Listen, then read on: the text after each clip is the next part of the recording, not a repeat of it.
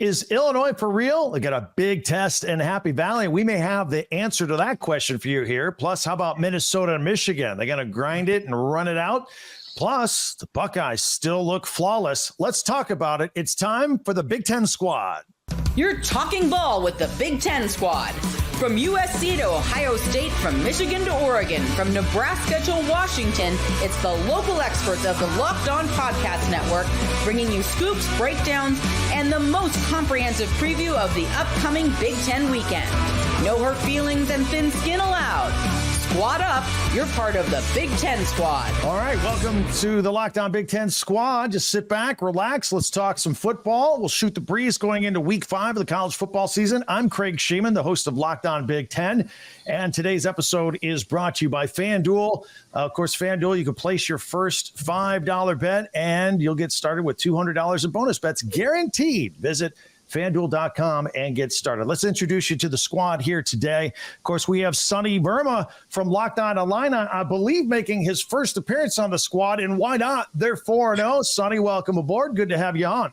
Appreciate you guys having me on. Yeah, last couple of weeks, the show's been on my feed, and the comments are always like, hey, they all picked against the Illini again. So I figured I'd come show my face while I can, and while I still have that 0 in the loss column. All right, we'll talk about that. We'll get that. We got Zach Anderson-Yoxsimer from Locked On UCLA. Good first half against LSU. Jay Stevens, everything's on cruise control with Locked On Buckeyes. Jacob Goins from Locked On Hoosiers as well. They're 4-0 as well, getting ready to take on Maryland. And Roman Tomashaw from Locked On Huskies. We want to talk about them as well. They got some Friday night lights going across the country to Rutgers. But gentlemen, before we start, I have something I want to share with you. This is from Matt Sheehan from Locked On Spartans, who could not be here today. This is directed at you, Jay. Oh, gosh. Locked On Buckeyes. Oh, gosh. From the offices of Locked On Spartans, I regret I am not able to attend tonight's chat with you marvelous gentlemen. I am here to get ahead of Jay Stevens, the golden voice of Locked On Buckeyes, asking if I and Michigan State are ready for our butt kicking. The answer is yes, I am. I am numb to all 30-plus point defeats against Ohio State, thanks to the last 4 years. But the joke's on Jay.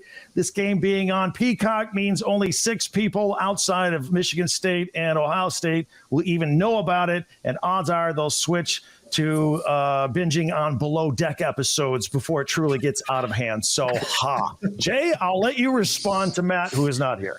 I mean, it is kind of nice for the Spartans fans that the game is on the Peacock, so they don't have to be embarrassed by the nation. It's just more people that are making sure they got the Peacock and they can figure out how to pay for it to find it. I'm ready for this game. I know Matt's ready for a beatdown once again. Ohio State's really owned Michigan State of late, and I think it's going to be the same thing as coming Saturday. Ryan Day's not happy. Yes, Ohio State won big once again on Saturday, but he's not happy with the way the defense played. There was no defensive player of the game for the game this past weekend because Jim Knowles said nobody really showed and played like they were what they call the silver bullet of the game. So I do expect Michigan State to not only get beat, but to get beat bad because the players are going to try to get that award because nobody got it last week. You know things are going well when they're finding something to complain about over there at Ohio State. You guys look good to me. Yeah, we complain about a lot of stuff. I did a show recently, I think on Tuesday, about the defense and just really kind of talking about some things that were kind of exposed against Marshall, but stuff that has been the same song and dance over and over. Will Howard said, when you win 49-14 and no one's really going to complain, that's what we do in Columbus. We find things to complain about, and we're doing it right now because it's not just beating teams bad, it's winning a national championship in this season. So the prediction, 30-plus point win for you guys over Michigan. Michigan State likes to turn the ball over a lot. Charles throws a lot of interceptions. Yeah, I would say 30-plus. I haven't really got that far to put a score prediction down, but I think 30-plus is easy for this game. All right, Sonny, let's talk to you. The Fighting Illini 4-0 ranked going into Beaver Stadium. Did I see the point spread today? It's like 17 points on that thing. Still no respect for the Fighting Illini. You know, last week, I think at kickoff, it was Nebraska -9. I was surprised. I figured the spread would open up anywhere from 10 to 13. Seeing that 17.5 number, again, we're just going to have to go into, Penn State and try to win back some respect. the crowd just doesn't want to give it to us yet. Can they do it, though? Can they do it? Can they? Can they make it respectable? Let me put it that way. I think they can make it respectable. Nebraska is different in the sense where I had that as a coin flip game. I know a lot of people, including everyone here except for Jacob, I did watch last week, had Nebraska winning. I thought Illinois would compete. I knew Brett would have the team ready. Penn State's just kind of on a different level. They're a tier above, and so I'm not sure if Illinois can go into a hostile environment 2 weeks in a row and shock the world. Wasn't personal, Sonny. I promise. Wasn't personal, man. Truly. We got both games wrong, but we really don't need to get into that. Yeah.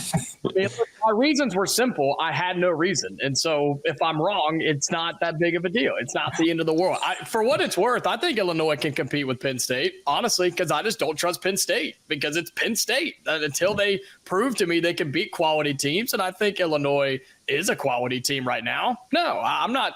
I think Penn State will probably win, but I think Illinois can compete. Yeah, no doubt.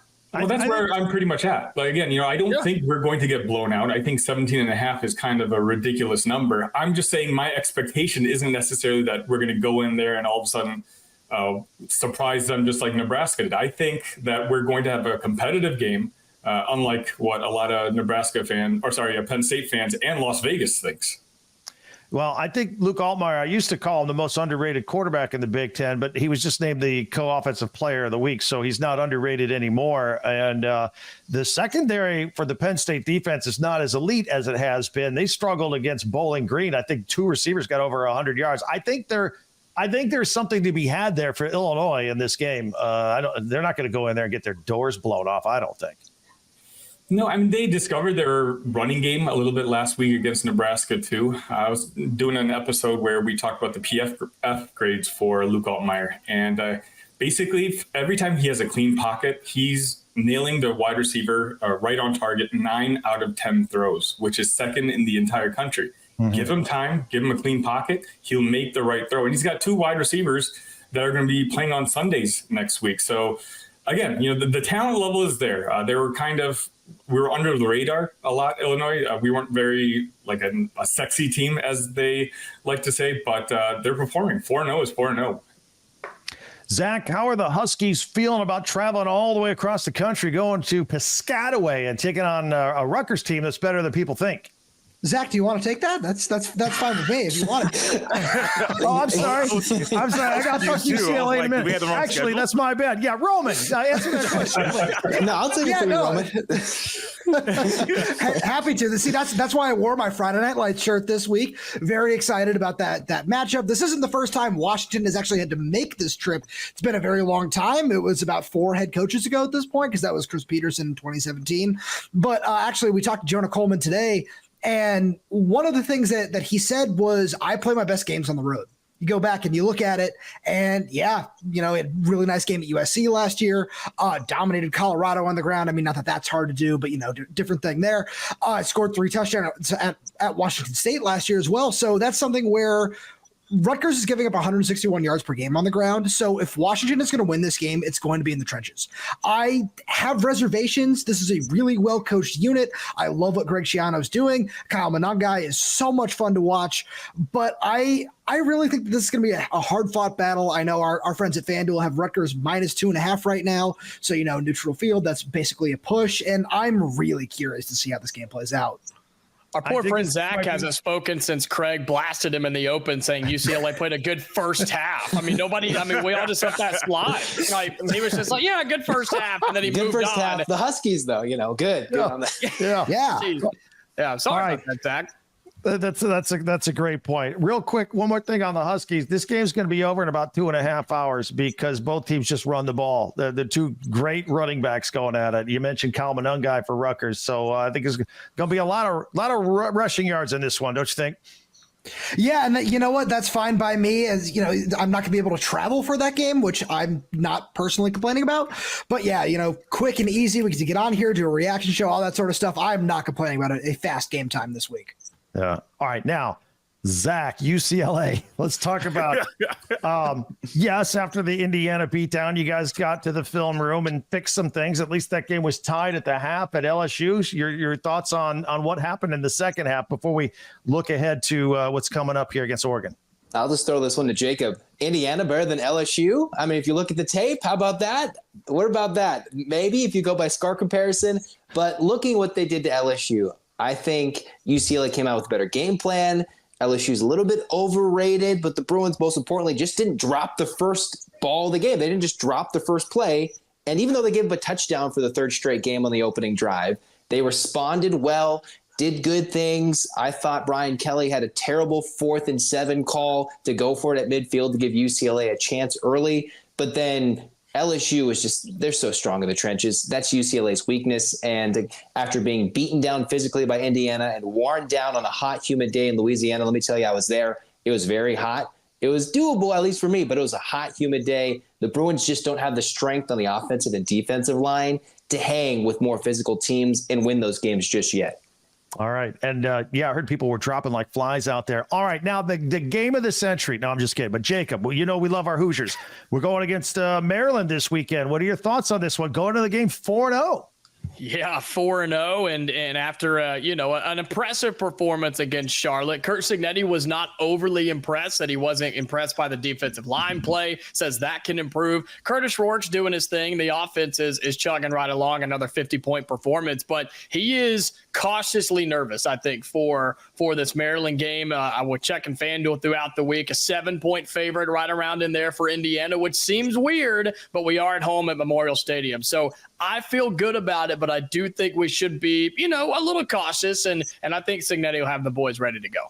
All right. We're just warming up here on the squad. I want to do a deeper dive on the Illinois-Penn State game with the rest of the guys. I know we heard Sonny's take on it as well. USC, after the loss to Michigan, is hosting Wisconsin. A couple other interesting games. And as we alluded to, of course, UCLA and Oregon, a former Pac-12 matchup, now a Big Ten matchup. All that coming up as the squad continues. Hey, NFL fans, you can start the season with a big return on FanDuel, America's #1 sports book. So when you get a hunch in the middle of the game, you can check out the latest stats, view live play-by-play, and so much more on the same page where you place your bets. Everything's right there, convenient, easy, ready to go. You'll get started with $200 in bonus bets guaranteed when you place your first $5 bet. That's all at FanDuel.com. FanDuel.com, America's favorite sports book. Thursday night action, Cowboys and Giants. I actually like the Giants plus 4.5. It sounds insane. Baseball, Tigers take them over the Rays and the Twins over the Marlins. I like the underscore on the Padres and Dodgers for Thursday night. It is all on FanDuel. Go to FanDuel.com. All right, let's continue with the Locked On Big Ten squad. Looking into Week 5, a couple of matchups here. I want to get all of your thoughts on Southern Cal coming off that loss to Michigan. I've done some podcasts on Locked On Big Ten. I think Lincoln Riley blew it with the play calling in the first half. I don't know why he was trying to run up the middle on Michigan. That's the one thing you don't do. That's the one strength Michigan still has. He wasted an entire half. That game shouldn't have been as close. Now they lick their chops. They're going to come back home here, lick their wounds rather, and come back home and take out a Wisconsin team that was beaten badly by Alabama. They got a quarterback change because Tyler Van Dyke is hurt. Did the Badgers have any chance against a USC team that may not be as good as people thought? I don't know. We'll start at the top. Sonny, what do you think about this matchup? I think USC is going to get ready to go. I think they feel cheated. I know their fan base does. I think they feel like they were slighted with some of the officiating that went on. And I think they're going to put on an onslaught if they can. They're going to put the foot to the throat and go for it. Zach, how about you? Is USC as good as we thought, or did Michigan expose them? Does Wisconsin have any chance in this one? I mean, I think I was part of this panel that we all picked USC. We thought there's no chance Michigan could have won that game. They go down 89 yards, practically run the ball down their throats the whole game and win it. After seeing that, I don't think USC will lose at home to Wisconsin. But if Wisconsin finds a running game, just dive up the middle, sweep left, do something. I do think USC will win this one. But, it was fun to see Michigan beat USC. Let me just say that. Jay probably doesn't agree with you on that last assessment, but go ahead, Jay. What did you think about USC moving forward as they take on Wisconsin? Craig, you know me very well. Seeing that team win and beat USC, it didn't sit well with me. And I think USC, I'm going to give them the home field advantage, and I'm going to go with USC at this one because they're at home. I think if they were in Camp Randall, it'd be another one of those moments where you're going to the Midwest, a team that, and it's a tough place to play, just like the Big House is. I just don't know about the tackling because it's definitely seemed like if you look at that last drive or just throughout the game, USC's tackling was bad. And so I think USC will win, but I still think some of their issues defensively will still show themselves up. And really, they kind of get exposed and kind of embarrass themselves still. Like, you want to show some bad spots and still win. Wisconsin's not what I thought Wisconsin was going to be this year, so that's kind of another reason why I'm going with the Trojans in this game. Jacob, what do you think about this matchup out west? Look, USC offensively is still a really good team. I'm with Jay. I think defensively they have a lot of holes and exposures, but do we really believe Wisconsin's the team to show all of that? I don't. I just don't think they have you know what I'm saying? So like I don't think they have the threats on the outside, a quarterback, anything on that side of the football. Other teams do, but not Wisconsin. I got USC big, covering up 15, 16 point spread right now at FanDuel. Yeah, give me USC to cover. All right, Roman, what's your thought on this? My bad, Craig. No, go ahead. No, I'm with Jacob there too, but if Wisconsin had those weapons, we would have seen it against Alabama. Like, that would have been one of those things where that would have shown up and it would have been very, very evident who those guys are, who the go-to weapons were. We didn't see that. So that's another reason I didn't really say, like, point spread, but I can say USC winning by at least 10 points, at least, because Wisconsin doesn't really have those weapons at all to make this road trip successful. Yeah, I think. Yeah, I echo everything you guys said. Where with both of that, where we would have seen those weapons earlier on. I think the Tyler Van Dyke loss certainly is going to be very prominent in this. And at the same time, I think that USC kind of got exposed a little bit. Where Craig, as you said, the play calling was not great, and even with the skills that. Just the skill players that USC does have, it wasn't nearly what we thought it was from that first month. And while they're going to win this game, I certainly came away from this feeling worse than I did about USC than really any other takeaway outside of I feel a little better about Washington's chances against Michigan now. We're just Alex Orji, that whole quarterback situation there has done nothing to impress me either. Let's go round robin backers. Roman, go ahead, because I know we talked a lot with Sonny at the beginning about this Illinois-Penn State matchup. Do you have any thoughts on this game on Saturday night under the lights? I guess it's going to be a whiteout 2.0. They're going to do all that fanfare that they like to do up there. That's always fun. I'm trying to get out there for the whiteout in November, so that'd be fantastic as well. But my biggest thing with this game is it all comes down to Drew Aller, where I feel that's going to be what Penn State's entire season is going to just be at the very end, where, there are questions that they need to answer defensively. I think they'll get those figured out. But if Drew Aller can really achieve his full potential, I feel like that's what I've been saying about this team all year, then they're going to be really solid. They're going to be one of the better teams in this conference. But if he continues to be erratic and inaccurate and just kind of Josh Allen, Wyoming messy, I don't know. I've got them in this game, but I think it's going to be a close one. Jacob, give me a prediction on that Illinois-Penn State game. It's no offense to Sonny. I just think this is going to be a really gross top 25 game, like very, very slow, very low scoring. Who gets the football last and decides they want to score? That's where I have it. 47, 48's the total, depending on where you look. It could go under, legitimately. It could go under 47 points. I'm going to take Penn State to win because they're the favorite. I don't like them being favored by as much as they are. I think that's kind of disrespectful, but I'll take Penn State to win in a disgusting game. Jay, who's winning the ratings on this one? NBC, Big Ten Saturday night. It's going against Alabama and Georgia. NBC's not getting this one. I'll tell you that right now. Because if Ohio State was not playing at this time, I would be locked in on ABC myself. Penn State, though, is going to win this game. The whiteout is one of those environments I think every sports fan, not just college football, but every sports fan needs to enjoy and needs to go out there. Drew Aller's impressed me at times this year in a way that I didn't expect him to do at all. I really after last year, I was off the Drew Aller train. I was like, hey, he's not the guy. He has shown that he has taken strides in the right direction to improve. And I think he's going to do some good things this weekend. So I do have Penn State in this one. I do think it'll be low scoring as well. I don't think they'll blow Illinois out at all. I think Brett Bielema adding some bulletin board material is going to fuel Penn State, but also fuel Illinois as well, which is going to keep the game close. Yeah. Zach, what are your thoughts on the game? I've seen a couple of things in social media. One, the battle between which team's quarterback is better. I know Drew Aller has the hype, but is it actually true? Will he live up to the promise? I think that's a funny debate we could all have and talk about that for a while. And the other quote I've seen, Whiteout energy. We're talking Whiteout. It's not the official Whiteout. Right. Whiteout energy. I think that's going to spell doom for Illinois, which is an underrated good team that we gave no shot to mostly last week against Nebraska for no reason. But they have come out and they have gotten some big wins this year. I can't choose Illinois this week because if it's Whiteout energy, I'm not picking against the Nittany Lions unless they're playing Ohio State. That's probably smart. Wow. You know what, Zach? I'll tell you what. Since Spencer didn't bother to show today, I'll take your shot. The floor is yours. What do you have to say about Spencer and his Ducks this week?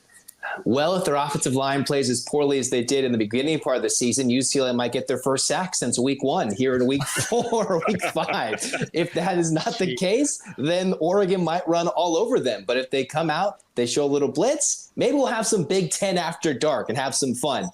All right. That sounds great. All right. We will continue. We got to do some cleaning up here. Some other games that may grab your interest. Maybe some upsets in the Big Ten this weekend. That's all coming up next as the Locked On Big Ten squad continues. Let me tell you about Prize Picks. This is fun. All right. So Prize Picks is America's #1 daily fantasy sports app with over 5 million active members. It is the easiest and most exciting way to play daily fantasy sports. All you have to do is pick more or less with players and projected stats. Group 2 to 6 players together. The more players you get right together, the more your winnings continue to roll in. Plus, Caleb Williams, just 1 passing yard. Get you an extra prize pick every week in September. That's right. Just say he's going to get more than a yard. You're good to go. It's automatic because Prize Picks has special deals for you like this mixed in if you want to group these kind of players together. Prize Picks puts their members first, so all withdrawals are fast, safe, and secure when your picks hit. And you get your money as soon as 15 minutes, believe it or not. So check it out. For example, you could project a couple of players like Tyreek Hill, more than 90 receiving yards, and Dak Prescott, more than 263 yards. Put them all together with Prize Picks. Download the Prize Picks app today. Use the code LOCKEDONCollege. You get $50 instantly when you play $5. That's code LOCKEDONCollege on Prize Picks and get $50 instantly when you play $5. You don't even need to win to receive the $50 bonus. It's guaranteed. Prize Picks. Run your game. All right, as we continue with Locked On Big Ten, the squad here, again, this last segment seems to boil down to basketball powerhouses, Illinois, UCLA, and Indiana. We're dying for a Final Four, and practice starts pretty soon. We'll get to that soon enough. Guys, we've talked a lot of games here so far today. I was just wondering if there was another game on the schedule that kind of jumps out at you. And, we talked about a lot of interesting ones. But Jacob, let's talk about the Hoosiers for a minute because you mentioned the cautious optimism, or maybe not so cautious. Maryland's a good team. They got that wide receiver, Felton, who catches like 20 balls a game. I mean, IU's going to have to shut him down. But, boy, this is a big statement game coming up this weekend. Yeah, it's huge. I mean, it's a chance to go 5-0 before you go on the road to Northwestern, which I don't think a whole lot of us are too worried about them. Indiana still has to play well in that game. We'll get to that as we go. But in this game, I think Indiana's proven if we show up and play clean power football, we can win against Maryland. We can beat Northwestern. We can beat the teams on our schedule, outside of some realistic I guess some realistic expectations of Ohio State and things like that. That's on the road in Columbus. But you start looking at the schedule and it's not that bad. And it really is like it was last week, or I guess against UCLA, same thing this week, and pretty much same thing every week. It's about Indiana. I don't really care that it's Maryland. I don't care that Maryland can score if they want to. I'm just thinking if Indiana plays clean, does what they do, can score 40 or 50 points, they've proven that. And the defense is playing nasty right now, Craig. It's about Indiana. We've got another big home opportunity. It's an early kick, 11 Eastern, noon Central on the Big Ten Network. Nobody will pay attention to it, but that's okay. We will. And I have Indiana winning, and we can cover a 7-point spread. Will it happen? We'll have to find out, but I think we absolutely can. There's another interesting game on the board. Minnesota at Michigan. Look, I think Michigan's a lot better than Minnesota, but they both kind of do the same thing. They both like to run the ball. They both like to play some defense. I don't know if Michigan takes a little breath and maybe a little bit of a letdown. I'm not suggesting I think Michigan's winning this game, Sonny, but two similar styles in a way. Is there any way that this game is close with maybe a letdown factor for Michigan? I don't think so. All I know is Minnesota is going to throw everything that they have against Michigan because their season is kind of wavering at this point. The fan base, I've already started hearing the mention of buyouts and what Fleck's buyout is. And so Fleck is going to basically game plan the heck out of this game, going all out because they need it. Otherwise, Minnesota, at this point, you take a look at the rest of their schedule. They could finish in the bottom 3 or 4 in the conference, and we may not see PJ in the maroon and gold next year. Wow, no more rowing the boat. I can't imagine. All right, Zach, I'll give you the final word, whether you want to talk about Michigan or Minnesota or maybe another game jumping out at you, but go ahead.